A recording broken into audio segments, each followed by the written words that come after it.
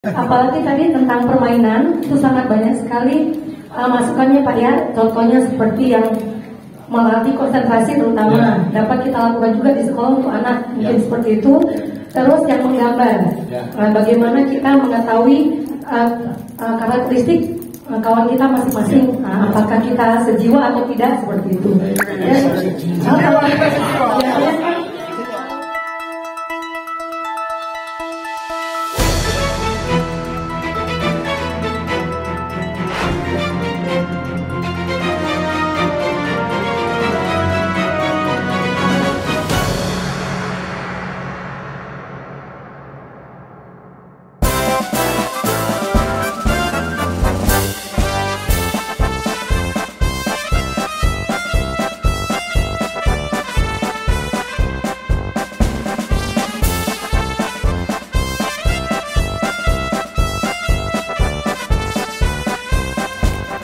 Dalam rangka memperingati hari lahir atau harlah Yayasan Al-Kafah Batam ke-23, diawali dengan kegiatan berupa pelatihan training motivasi terhadap 76 guru dan tenaga kependidikan mulai dari tingkat TPK, TK, SD, dan SMP. Pelatihan ini digelar di Harmony One pada hari Rabu tanggal 19 Oktober 2022. Pelatihan berbentuk soft skill ini terselenggara atas kerjasama Yayasan Al-Kafah Batam dengan Badan Wakaf Al-Quran Cabang Batam dengan menghadirkan narasumber nasional Coach Kelana dari Jakarta. Kegiatan ini mengambil tema Becoming Promutant yang dimulai dari pukul 8 pagi dan berakhir pada pukul 5 sore. Narasumber training motivasi Coach Kelana berharap dengan adanya pelatihan training motivasi ini diberikan kepada guru, mudah-mudahan dapat memberikan manfaat bagi dirinya sendiri yang nantinya mampu memanage diri serta menjadi hubungan antar personel yang lebih baik. Dan materi ini bisa diterapkan dalam kehidupan sehari-hari. Tentunya hal ini akan berdampak kepada peserta didik nantinya.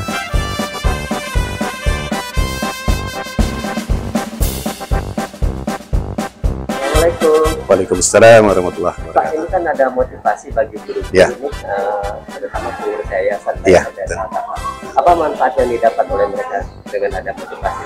Ya, bismillahirrahmanirrahim. Mudah-mudahan dari acara ini akan berikan manfaat kepada seluruh peserta, di mana manfaat itu mulai dari diri sendiri, karena dengan mengenal diri sendiri itu insya Allah akan mampu membuat mereka bisa memanage dirinya. Kalau dia bisa memanage dirinya, maka dia akan bisa meningkatkan hubungan antar personal. Kalau hubungan antar personal itu menjadi lebih baik karena menyadari dirinya, maka dengan demikian satu organisasi Al-Kafah akan memiliki kualitas di dalam menjalin hubungan antara satu dengan lain. Maka dengan demikian ya akan lebih baik lagi. Pak, ini lebih kepada soft skill? Ini soft skill ya. Ini lebih kepada soft skill penekanannya, bukan technical, karena soft skill ini akan lebih menyentuh kepada individu-individu dari peserta. Bagi yayasan sendiri Pak, dengan dapatnya materi seperti ini, mungkin harapan daripada Bapak sebagai trainer apa? Saya harapkan materi ini betul-betul bermanfaat dan bisa dipraktekkan, karena emang ilmu ini adalah ilmu yang ilmu terapan, bisa dipraktekkan.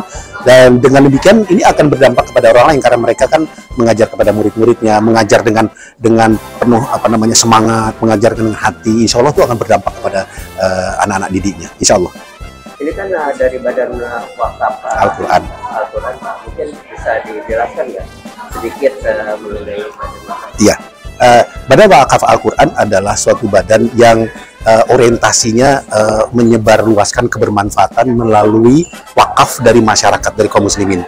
Nah, kami menjadi perantaranya. Kami mengajak kaum muslimin untuk berwakaf, baik wakaf Al-Quran, wakaf air bersih, wakaf listrik, kemudian wakaf untuk sarana-sarana yang lainnya. Lalu dari wakaf yang kita kumpulkan tadi itu kita serahkan kepada yang membutuhkan, para penerima manfaat di berbagai tempat di seluruh pelosok Indonesia. Dengan demikian keinginan kaum muslimin untuk menjadi orang yang terbaik bagi orang lain dapat kami wujudkan melalui kami, insya Allah dengan demikian. Pak, kegiatan ini selain di Al-Kafah, di mana aja Pak ya? Insya Allah di Batam ini besok pun kami akan ada kegiatan lagi di sekolah lain untuk berikan training tentang parenting dan seterusnya. Dan ini bukan hanya di Batam, tapi kemarin di Kuningan, nanti di Pontianak, juga di Banjarmasin, di keliling di beberapa tempat, insya Allah. Jadi ya benar lengkap, memang Bapak sebagai trainernya. Ya, saya adalah salah satu dari pembina di Badan Wakaf Al-Quran, dan kemudian saya juga yang membawakan training-training ini untuk bisa dimanfaatkan oleh berbagai instansi, insya Allah. Oke, terima kasih Pak atas infonya. Assalamualaikum warahmatullahi wabarakatuh. Waalaikumsalam warahmatullahi wabarakatuh. Lembaga-lembaga yang di Indonesia yang sudah saya berikan pelatihan dan di semua berbayar itu seperti Astra Internasional, Unilever, dan berbagai macam termasuk kantor pajak. Di seluruh kepala kantor pajak saya adalah coachnya. Seluruh kantor pajak di Indonesia. Kemarin juga Menurut Ketua Yayasan Al-Kafah Batam Lailan SE, selama 23 tahun berdiri Yayasan Al-Kafah Batam telah banyak diperbuat mulai dari pembangunan rumah ibadah berupa masjid dan pendirian lembaga pendidikan dalam memenuhi kebutuhan masyarakat mulai jenjang TPK, TK, SD, dan SMP. Dan kedepannya Yayasan Al-Kafah Batam juga berencana akan membangun pendidikan jenjang SMA atau SMK. Hal ini dilakukan agar nantinya anak didik tamatan SMP Al-Kafah bisa meneruskan jenjang pendidikan lebih tinggi, tidak lagi keluar dari Al-Kafah.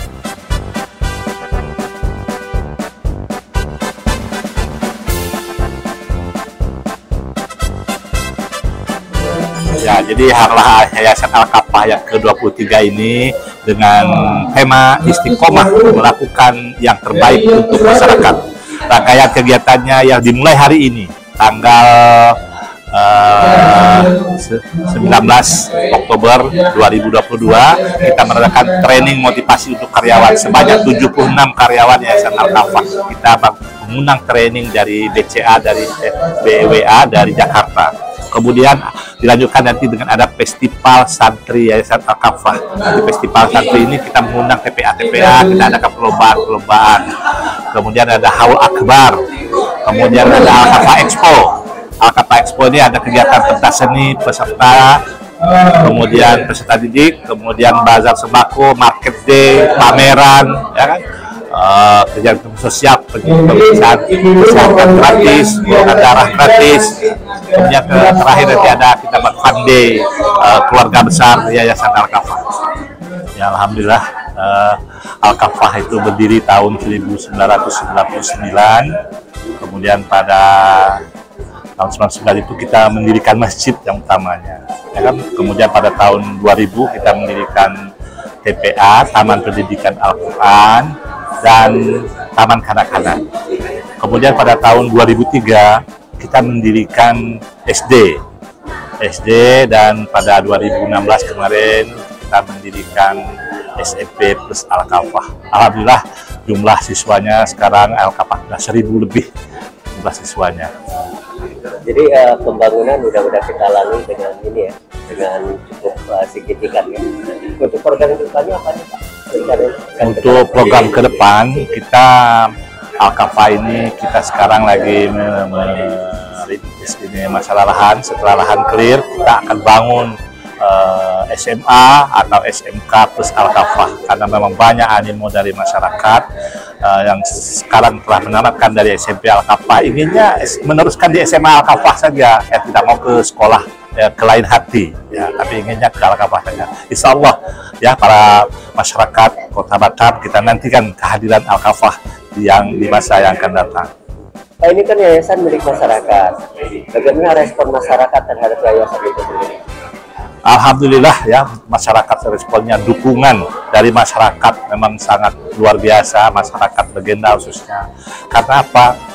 Yayasan ini pengawasnya itu sistemnya adalah RT, RW, itu otomatis itu jadi pengawas yayasan, mewakili masyarakatnya. Kemudian kita juga di kegiatan masjid, masjid kita itu melibatkan masyarakat. Contohnya misalnya kita punya pembinaan anak yatim. Ya.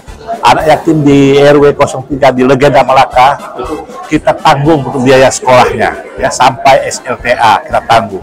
Yang tidak, kalau yang di Al-Kafah kita kasih kita langsung potong, tidak gratis, tetapi yang sekolah di luar Al-Kafah kita dari untuk anak yatim ini kita tanggung dari masjid untuk biaya sekolah. Di luar pendidikan dan keagamaan ada pengembangan lagi ya yang akan kita kembangkan lagi. Ya, ini khususnya di masjid ya, khususnya di masjid kita mau kembangkan.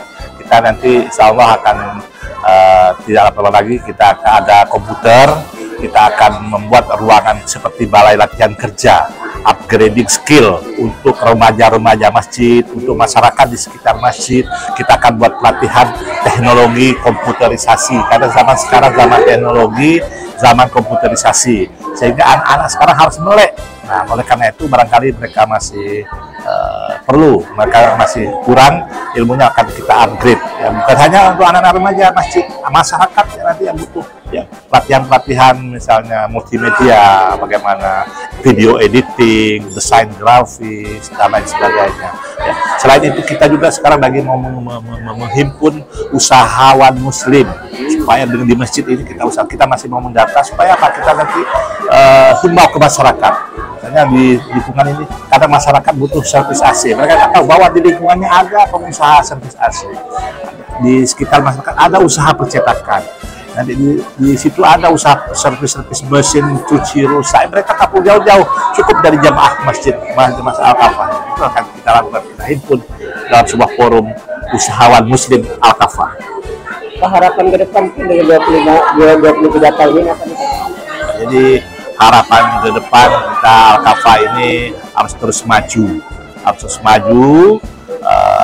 karena fondasinya sudah bagus, karena mendapat dukungan dari masyarakat yang kuat, kemudian juga mendapat dukungan dari pemerintah, karena sekolah kita selalu meraih prestasi. Jadi ada atensi dari pemerintah yang luar biasa, baik itu pemerintah Kota Batam maupun dari provinsi dan sebagainya. Oke, terima kasih Pak. Baik, ya, baik, terakhir saya ingin, saya ingin menutup pantun ya, kita sebagai negeri Melayu yang berada di negeri Melayu ingin menutup dengan sebuah pantun. Cik Dolah pergi menikah, rupanya menikah istri ketiga. Tak terasa sudah 23 tahun Al-Kafah. Semoga engkau tambah maju dan jaya. Assalamualaikum warahmatullahi wabarakatuh. Waalaikumsalam.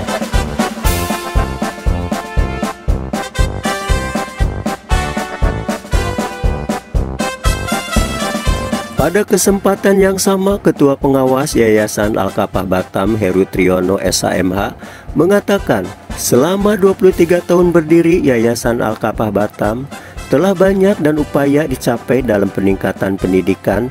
Dari sisi prestasi cukup membanggakan, karena pendidikan diterapkan di Al-Kafah Batam ini harus dapat memberikan jaminan ilmu baik dunia maupun akhirat.